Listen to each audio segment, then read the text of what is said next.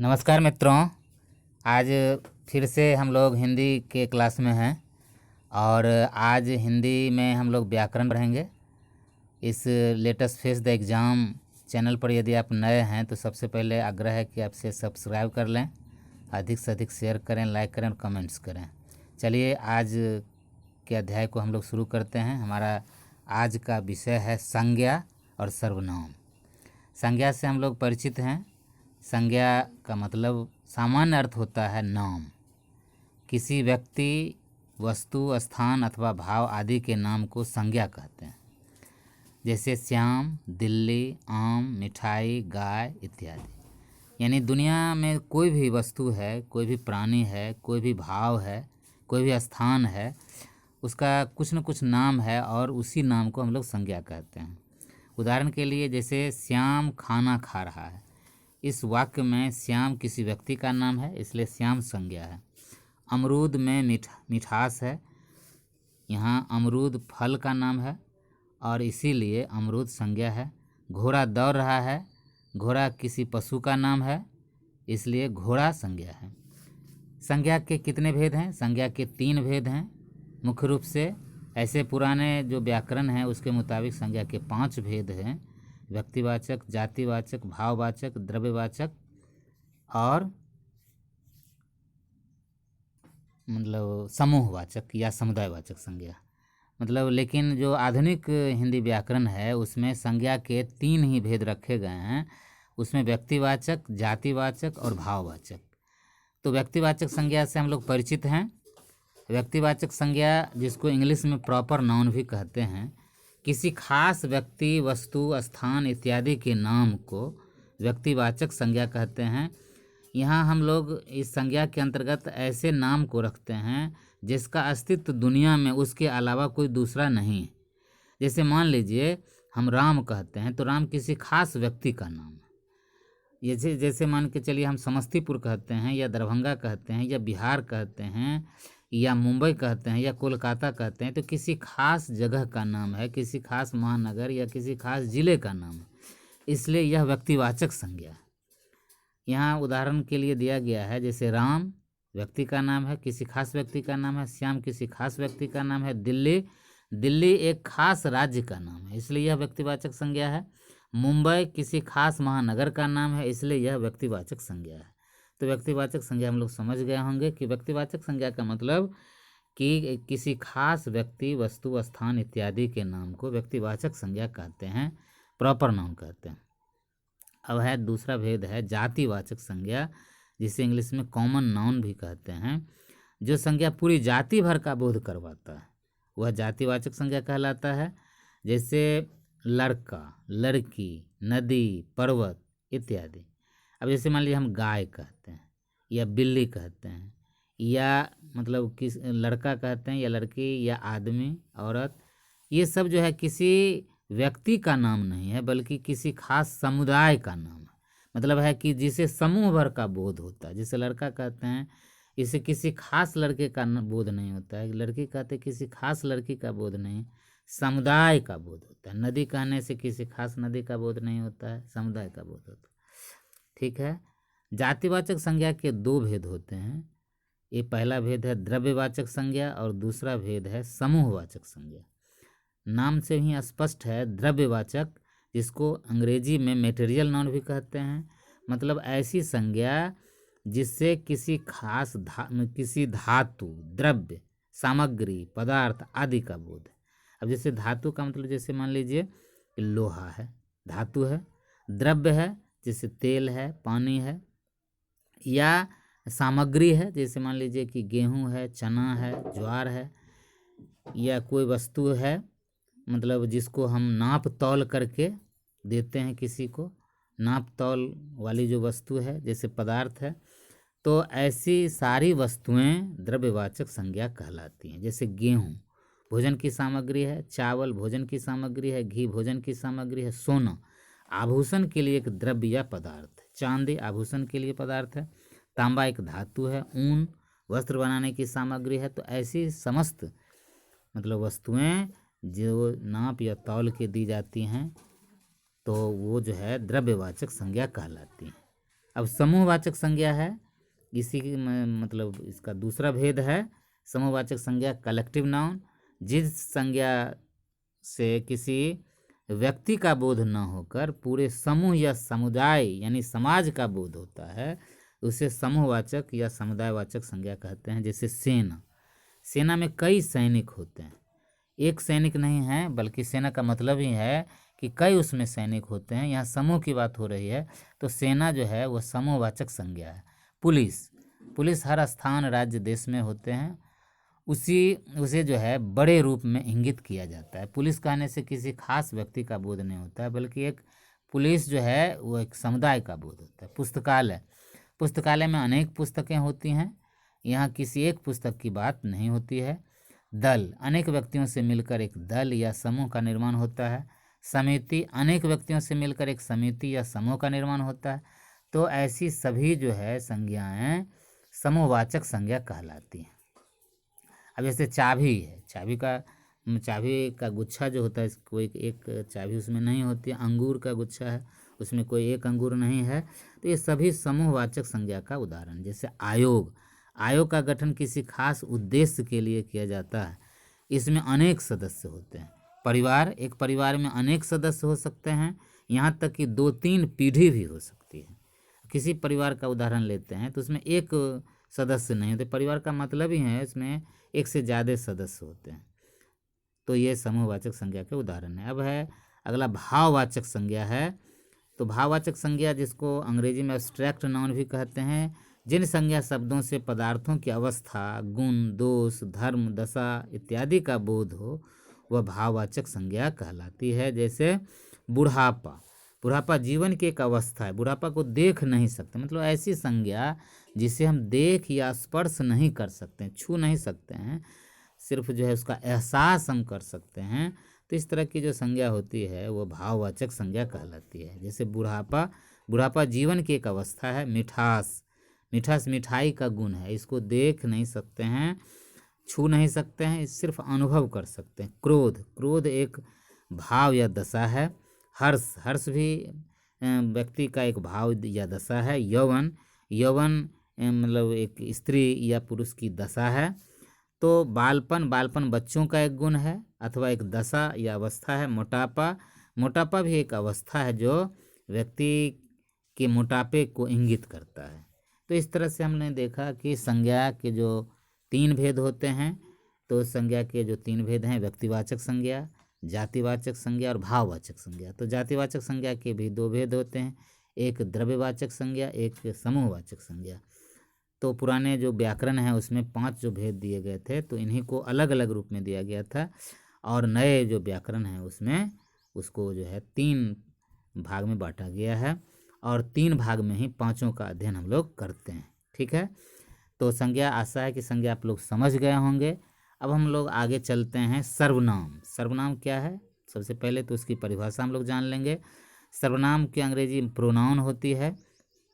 संज्ञा के बदले में जिस शब्द का इस्तेमाल हम लोग करते हैं, जिस शब्द का व्यवहार करते हैं, उसको हम लोग सर्वनाम कहते हैं। संज्ञा के स्थान पर प्रयुक्त होने वाले शब्दों को सर्वनाम कहा जाता है। सर्वनाम अंग्रेजी की पुनरावृत्ति रोककर वाक्यों को सौंदर्य युक्त बनाता है। यानी अगर सर्वनाम का प्रयोग हम नहीं करेंगे तो एक ही संज्ञा का बार बार दोहराव हो जाएगा और इससे वाक्य की सुंदरता खत्म हो जाएगी। अब सर्वनाम के उदाहरण क्या हैं? अब जैसे हम लोग देखते हैं, आइए कुछ उदाहरणों के द्वारा सर्वनाम को विस्तार से समझते हैं। नीचे लिखे वाक्यों को ध्यानपूर्वक देखें। पेड़ पौधे प्रकाश संश्लेषण की क्रिया के दरमियान ऑक्सीजन मुक्त करते हैं। पेड़ पौधे पर्यावरण को संतुलित बनाए रखते हैं। पेड़ पौधे विभिन्न जीवों को आश्रय प्रदान करते हैं। पेड़ पौधे भूक्षरण को रोकते हैं। पेड़ पौधों से हमें फल फूल, दवाएं, इमारती लकड़ी इत्यादि मिलते हैं। अब इन वाक्यों पर गौर करते हैं। अब यहाँ पर हम देखते हैं कि देखिए पेड़ पौधों का प्रयोग कितनी बार हुआ। ये पेड़ पौधे, यहाँ पर ये पेड़ पौधे, देखते हैं कि ये कई बार पेड़ पौधों का इस्तेमाल होता है। यहाँ भी हम देखते हैं, फिर हम देखते हैं यहाँ भी पेड़ पौधे का इस्तेमाल है, फिर इस जगह हम देखते हैं कि पेड़ पौधे का यहाँ भी इस्तेमाल है, यहाँ भी इस्तेमाल है। तो एक ही मतलब शब्द का कई जगह इस्तेमाल होने से वाक्य की सुंदरता खत्म हो रही है। अब इस जगह पर हम क्या करते हैं कि पेड़ पौधे इस जगह पर ऊपर में पेड़ पौधे ठीक हैं, और उसके नीचे के वाक्यों में पेड़ पौधे के जगह पर यदि हम वे का प्रयोग करते हैं या ये का प्रयोग करते हैं या दूसरे शब्दों का प्रयोग करते हैं तो इनकी सुंदरता बची हुई रहती है और सुंदरता बढ़ जाती है। तो यही बात है, सर्वनाम का उपयोग हम लोग इस तरह से करते हैं। अब इन वाक्यों पर गौर करें। क्या है कि पेड़ पौधे प्रकाश संश्लेषण की क्रिया, देखिए पेड़ पौधे प्रकाश संश्लेषण की क्रिया के दरमियान ऑक्सीजन मुक्त करते हैं। ठीक है। अब आगे के वाक्य में देखते हैं कि वे पर्यावरण को संतुलित बनाए रखते हैं। फिर देखते हैं कि वे विभिन्न जीवों को आश्रय प्रदान करते हैं। फिर देखते हैं कि वे भूक्षरण को रोकते हैं। फिर आगे देखते हैं उनसे फल फूल दवाएं इमारती लकड़ी आदि मिलती हैं। आपने क्या देखा, प्रथम 5 वाक्यों में संज्ञा पेड़ पौधे दोहराए जाने पर वाक्य भद्दे हो गए, जबकि नीचे के 5 वाक्य सुंदर हैं। आपने यह भी देखा कि वे और उनसे पेड़ पौधे की ओर ये जो पद हैं, वे और उनसे ये जो पद हैं पेड़ पौधे की ओर संकेत करते हैं, अर्थात पेड़ पौधे के बदले इनका प्रयोग हुआ है। अतः उक्त वाक्यों में वे और उनसे सर्वनाम, वे और उनसे जो है ये सर्वनाम। ठीक है। अब सर्वनाम कितने प्रकार के होते हैं, सर्वनाम कितने प्रकार के होते हैं इसको देख लेंगे। तो सर्वनाम जो है मुख्य रूप से 6 प्रकार के होते हैं। पुरुषवाचक सर्वनाम, निश्चयवाचक सर्वनाम, अनिश्चयवाचक सर्वनाम, फिर देखते हैं प्रश्नवाचक सर्वनाम, संबंधवाचक सर्वनाम, और फिर जो है निजवाचक सर्वनाम। ये सर्वनाम के 6 भेद होते हैं। अब हम देखते हैं कि ये 6 भेद क्या क्या हैं। तो यह सभी 6 प्रकार के सर्वनाम होते हैं। इन सभी के अलग अलग पहचान होते हैं। वह इन सभी के अलग अलग इन सभी सर्वनाम के अलग अलग अर्थ होते हैं। इन सभी का अलग अलग काम भी होता है। इन सभी के बारे में हम नीचे पूरी विस्तार से जानकारी देंगे, और इसको ध्यान लगाकर आप लोग पढ़ें, सुनें, इसको बार बार ज़रूरत है तो इसको देखें। तो सबसे पहले हम बात करते हैं पुरुषवाचक सर्वनाम की। पुरुषवाचक सर्वनाम को हम लोग देखेंगे। पुरुषवाचक सर्वनाम क्या है? पुरुषवाचक सर्वनाम नाम से ही स्पष्ट है, पुरुष, यानी पुरुषवाचक सर्वनाम वह शब्द होते हैं जो बात करने वाला अपने खुद के लिए प्रयुक्त करता है। यानी जो कम बात करता है वो खुद अपने बारे में अगर कहता है, अपने बारे में बात करता है, या बात सुनने वाले के लिए प्रयोग किया जाता है, या किसी के बारे में बात की जाती है। यानी 3 बातें होती हैं, या तो अपने बारे में, या सुनने वाले के लिए प्रयोग होता है, अथवा दूसरे जो उस जगह पर नहीं जिनके बारे में बात की जाती है तो उसके लिए प्रयुक्त होता है। तो उसके बारे में जो शब्द प्रयुक्त किए जाते हैं वह शब्द पुरुषवाचक सर्वनाम कहलाते हैं। इनमें अलग अलग शब्द प्रयोग किए जाते हैं, जैसे मैं, हम। इन शब्दों को वक्ता अपने लिए प्रयुक्त करता है। अगर बात सुनने वाले के लिए कोई शब्द प्रयोग किया जाता है तो वहाँ पर तुम या आप, तुम लोग या आप लोग, तो ये इन शब्दों का प्रयोग होता है। और यदि किसी के बारे में बात की जा रही है तो उसके लिए वह, यह, वे, ये, वे लोग, ये लोग इत्यादि शब्दों का प्रयोग किया जाता है। और इन 3 शब्दों के आधार पर पुरुषवाचक सर्वनाम के 3 भेद होते हैं। पुरुषवाचक सर्वनाम के कितने भेद हो गए? 3 भेद हो गए। पहला भेद है उत्तम पुरुषवाचक सर्वनाम। वक्ता बात करने के लिए जिन शब्दों का प्रयोग करता है अपने लिए, यानी वक्ता अपने लिए जिन शब्दों का प्रयोग करता है, जैसे मैं, हम लोग, ये शब्द पुरुषवाचक सर्वनाम कहलाते हैं। जैसे मैं वहाँ जाऊँगा, यहाँ पर मैं जो है वो अपने लिए प्रयुक्त है, इसलिए मैं पुरुषवाचक सर्वनाम है। हम भारतवासी हैं, यहाँ पर हम जो है वो अपने लिए प्रयुक्त हो रहे हैं, इसलिए हम शब्द जो है उत्तम पुरुषवाचक सर्वनाम कहलाएंगे। फिर है मध्यम पुरुषवाचक सर्वनाम। जिन सर्वनाम शब्दों का प्रयोग बात सुनने वाले के लिए किया जाता है, यानी जो सुन रहा है उनके लिए हम लोग जिन शब्दों का प्रयोग करते हैं उनको मध्यम पुरुषवाचक सर्वनाम कहते हैं। जैसे आप लोग, तुम लोग, तो यह सभी शब्द मध्यम पुरुषवाचक सर्वनाम के अंतर्गत आते हैं। तू मेरा कहना मान, नहीं तो पछताएगा। तू यहाँ पर जो शब्द है वो मध्यम पुरुषवाचक है। तुम बातें कम किया करो, तुम यहाँ पर है मध्यम पुरुषवाचक। आप जैसा चाहें वैसा करें, आप यहाँ पर मध्यम पुरुषवाचक सर्वनाम है। जैसे आप लोग कल जाएंगे, तुम लोग यहाँ आओगे, यहाँ पर आप लोग या तुम लोग मध्यम पुरुषवाचक सर्वनाम कहलाएंगे। अब अगला है अन्य पुरुषवाचक सर्वनाम। जिन लोगों के बारे में बात की जाती है उत्तम पुरुष और मध्यम पुरुष से अलग, जब किसी के बारे में बात की जाती है तो उन जगहों पर जिन शब्दों का प्रयोग किया जाता है वह शब्द अन्य पुरुषवाचक सर्वनाम के अंतर्गत आते हैं। यहाँ पर इन 3 प्रकार के शब्दों का प्रयोग करके वाक्यों को बनाया जाता है, वह पुरुषवाचक सर्वनाम कहलाता है। जैसे वह अच्छा लड़का है, वे सज्जन पुरुष हैं। यहाँ पर वह और वे मतलब अन्य पुरुषवाचक सर्वनाम कहलाएंगे। वह आ रहा है, वे लोग जा रहे हैं। वह पढ़ रहा है, वे लोग खा रहे हैं। इस तरह के जो सर्वनाम हैं तो इनका प्रयोग हम लोग मतलब करते हैं अन्य व्यक्तियों के लिए। तो ये है। फिर अगला है निश्चयवाचक सर्वनाम। सर्वनाम का दूसरा जो भेद है वह है निश्चयवाचक सर्वनाम। जब किसी संज्ञा के स्थान पर ऐसे शब्दों का प्रयोग किया जाता है जिससे किसी व्यक्ति, वस्तु या स्थान की निश्चितता का बोध हो, उसे निश्चयवाचक सर्वनाम कहते हैं। ऐसे आपको शायद कम समझ में आए और नीचे हम आपको इसके कुछ उदाहरण बता रहे हैं जिससे आपको अच्छी तरह से समझने में मदद मिलेगी। तो आप इस उदाहरण को अच्छी तरह से पढ़िए, समझिए। जैसे यह मेरी पुस्तक है, यहाँ पर हम देखते हैं कि यह जो शब्द है यह निश्चितता का बोध कराता है। यानी कौन सी पुस्तक मेरी है, तो यह पुस्तक मेरी है। यहाँ पर यह शब्द जो है वह निश्चयवाचक सर्वनाम का उदाहरण है। दूसरा है वह मेरी पुस्तक है। कौन सी पुस्तक मेरी है? वह, यानी वह जो शब्द है वह निश्चितता का बोध कराता है। वे मेरी पुस्तकें हैं, ये वे जो शब्द हैं वे निश्चितता का बोध कराते हैं। ये मेरी कॉपी है, ये शब्द जो है निश्चितता का बोध कराता है। यह राम है, वह श्याम है। यह राम है, मतलब यहाँ राम कौन है तो यह, और श्याम कौन है तो वह। यहाँ राम और श्याम की निश्चितता का यह और वह शब्द बोध कराता है। ये भारतवासी हैं, वे प्रवासी हैं। ये और वे, ये जो भारतवासी कौन है तो ये, प्रवासी कौन है तो वे।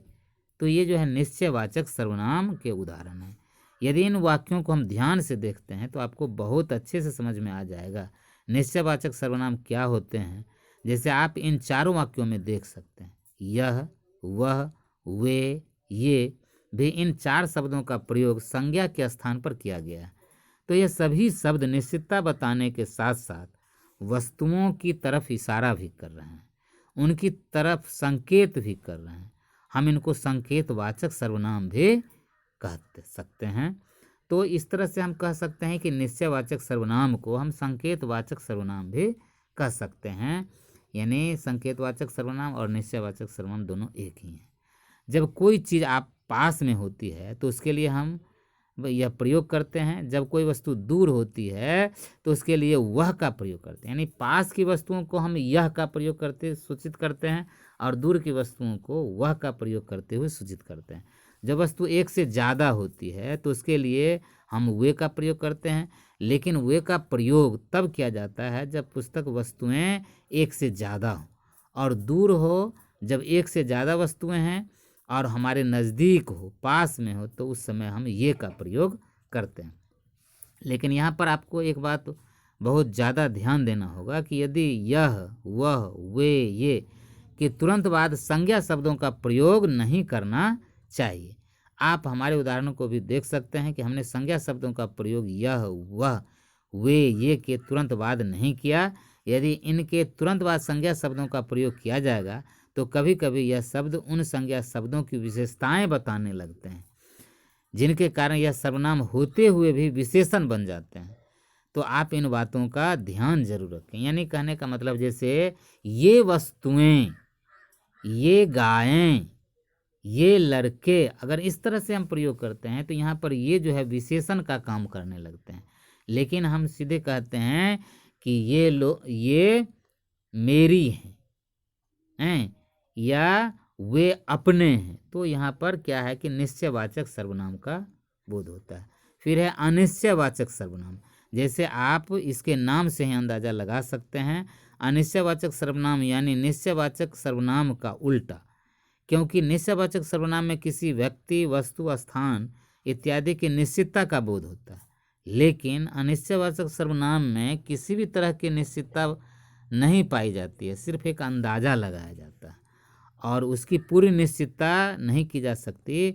यानी जिन शब्दों का प्रयोग व्यक्ति, वस्तु, स्थान की अनिश्चितता दर्शाने के लिए किया जाता है, अर्थात उससे निश्चितता का बोध नहीं होता है बल्कि अनिश्चितता का बोध होता है, तो उसको हम लोग अनिश्चयवाचक सर्वनाम कहते हैं। जैसे दरवाजे पर कोई खड़ा है, इस वाक्य में आप देख सकते हैं कि किसी भी आदमी की निश्चितता प्रकट नहीं हो पा रही है।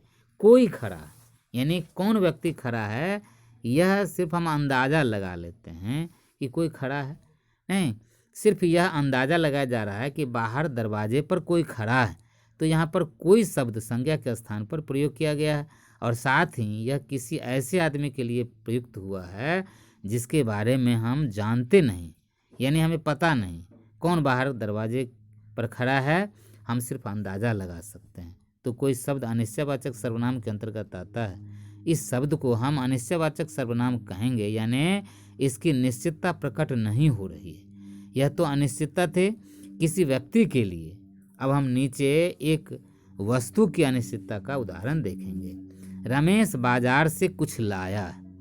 आप इस वाक्य में देख सकते हैं कि रमेश बाजार से कुछ लाया, लेकिन हम यहाँ पर देखते हैं कुछ शब्द जो आया है वह अनिश्चयवाचक सर्वनाम है, लेकिन उसके बारे में पता नहीं है कि वह क्या लेकर आया, लेकिन कुछ न कुछ लेकर जरूर आया। तो उसके पास कुछ वस्तु जरूर है लेकिन उसका पता नहीं। खिलौने भी हो सकते हैं, फल भी हो सकते हैं या कोई भी वस्तु हो सकती है, लेकिन उसकी निश्चितता हमें नहीं पता कि वह क्या चीज़ है। तो यहाँ पर कुछ शब्द भी अनिश्चयवाचक सर्वनाम के अंतर्गत आता है। इस तरह हम कुछ शब्द को भी अनिश्चयवाचक सर्वनाम कहेंगे। जैसे कुछ शब्द यहाँ प्रयोग हुआ है, इसको अनिश्चयवाचक शब्द कहेंगे। फिर है प्रश्नवाचक सर्वनाम। ऐसे शब्द जिनका प्रयोग हम संज्ञा के स्थान पर किसी दूसरे आदमी से या किसी दूसरी चीज़ के बारे में प्रश्न पूछने के लिए करते हैं, उन शब्दों को प्रश्नवाचक सर्वनाम कहते हैं। यानी ऐसे शब्दों का हम प्रयोग करते हैं जो संज्ञा के जगह पर हम किसी दूसरे आदमी से या किसी दूसरे चीज़ के बारे में प्रश्न करते हैं। यानी जब किसी व्यक्ति से किसी चीज़ के बारे में जानने की जिज्ञासा होती है, जानने की कोशिश करते हैं या उसे पूछने का प्रयत्न करते हैं, तो उन वाक्यों में संज्ञा के स्थान पर जिन शब्दों का प्रयोग होता है उन्हें प्रश्नवाचक सर्वनाम कहते हैं। जैसे बाहर कौन खड़ा है, यहाँ पर इस वाक्य में हम देख सकते हैं किसी से पूछा जा रहा है कि बाहर कौन खड़ा है। यहाँ पर जो कौन है ये प्रश्नवाचक है, तो यानी बाहर कोई खड़ा है उससे पूछा जा रहा है कि बाहर कौन है, किसी के बारे में जानने की कोशिश हो रही है, इससे प्रश्न पूछा जा रहा है कि बाहर कौन खड़ा है। यदि यह वाक्य होता बाहर कोई खड़ा है तो यह अनिश्चयवाचक सर्वनाम होता, क्योंकि यहाँ कोई शब्द जो है व्यक्ति के बारे में इशारा कर रहा है, लेकिन बाहर कौन खड़ा है, कोई हमें उसके बारे में पता नहीं है कि बाहर कौन खड़ा है, लेकिन अब हम यहाँ पर किसी से प्रश्न पूछ रहे हैं, उसके बारे में जानने की कोशिश कर रहे हैं कि बाहर कौन खड़ा है, तो यह प्रश्नवाचक सर्वनाम कहलाएगा। यहाँ पर हम एक प्रश्न के माध्यम से कुछ संज्ञा के नाम को जानने की कोशिश कर रहे हैं जो दरवाजे के ऊपर खड़ा है। वह कोई भी हो सकता है। तुम कहाँ से आए हो, तुम कहाँ से आए हो, यहाँ भी हम देखते हैं। आप इस वाक्य में देख सकते हैं कि किसी से प्रश्न पूछा जा रहा है कि तुम कहाँ से आए, यानी उस संज्ञा के बारे में जानने की कोशिश की जा रही है जिस स्थान से वह आया है। तो यहाँ पर कहाँ शब्द प्रश्नवाचक सर्वनाम के अंतर्गत आता है। तुम किसके साथ आए हो। इस वाक्य में किसी से प्रश्न करके पूछा जा रहा है कि तुम किसके साथ आए हो। फिर हम देखते हैं और वह किसी आदमी के साथ आया है, तो यह प्रश्न के द्वारा पूछा जा रहा है, तो यहाँ पर किसके साथ प्रश्नवाचक सर्वनाम कहलाएगा। तो ऐसे और भी बहुत शब्द होते हैं जो प्रश्नवाचक सर्वनाम के अंतर्गत आते हैं। पांचवा है संबंधवाचक सर्वनाम। संबंधवाचक सर्वनाम से स्पष्ट है ऐसे शब्द जिनका प्रयोग किसी वस्तु या व्यक्ति के साथ संबंध को दर्शाने या बताने के लिए संज्ञा के स्थान पर प्रयोग किया जाता है, तो ऐसे शब्दों को संबंधवाचक सर्वनाम कहते हैं। यानी किसी व्यक्ति के साथ या किसी वस्तु के साथ क्या संबंध है, इसको दर्शाने के लिए जब किसी संज्ञा के स्थान पर जिन शब्दों का प्रयोग किया जाता है उसको हम लोग संबंधवाचक सर्वनाम कहते हैं। यानी जब किसी वाक्य में किसी व्यक्ति, स्थान, वस्तु आदि के संबंध की बात होती है, उनकी जगह पर कोई भी सर्वनाम प्रयुक्त होता है, तो शब्दों को संबंधवाचक सर्वनाम कहते हैं। और संबंधवाचक वाक्य में कुछ शब्द दूसरे शब्दों के साथ जोड़ने के लिए भी प्रयुक्त होता है, जैसे जैसी करनी वैसी भरनी। इस वाक्य में हम देखते हैं, यहाँ देखते हैं जैसी और वैसी। तो जैसी करनी वैसी भरनी, यानी जो जैसा करता है वैसा भरता है, वैसा वो पाता है। इस वाक्य में आप देख सकते हैं कि जैसी करनी वैसी भरनी, यानी इसका शब्द इस वाक्य में जैसी और वैसी शब्द का आपस में संबंध है। मतलब जैसा किया वैसा पाया, न अगर अच्छा है अच्छा किया तो अच्छा पाया, अच्छा नहीं किया तो अच्छा नहीं पाया। तो जैसी और वैसी दोनों एक दूसरे से जुड़े हुए हैं, आपस में इनके संबंध हैं, तो यह संबंधवाचक सर्वनाम कहलाएगा। जिसकी लाठी उसकी भैंस, तो यहाँ पर जिसकी और उसकी ये दोनों संबंधवाचक जो है शब्द हैं। ये जिसकी और उसकी ये सर्वनाम है, संज्ञा के बदले आए हैं, तो ये संबंधवाचक सर्वनाम कहलाएंगे। आप इन वाक्यों में देख सकते हैं कि जिसकी लाठी उसकी भैंस, यानी लाठी का संबंध भैंस के साथ है, जिसके पास लाठी होगी उसी की भैंस होगी। तो यहाँ पर जिसकी शब्द का प्रयोग उस करके संबंध दर्शाया गया है, तो इस तरह से यह संबंधवाचक सर्वनाम के अंतर्गत आता है। यह वही लड़का है जो कल स्कूल नहीं आया था। यहाँ पर हम देखते हैं कि वही लड़का जो, ये दोनों में संबंध है। कौन लड़का है, तो वही लड़का जो कल स्कूल नहीं आया था। तो वही और जो में एक दूसरे से संबंधित हैं, तो ये संबंधवाचक सर्वनाम के उदाहरण हैं। इस वाक्य में जो और यह शब्द का प्रयोग करके आपस में लड़के और संबंध, स्कूल का संबंध दर्शाया जा रहा है। तो यहाँ पर जो और यह शब्द संबंधवाचक सर्वनाम के अंतर्गत आते हैं।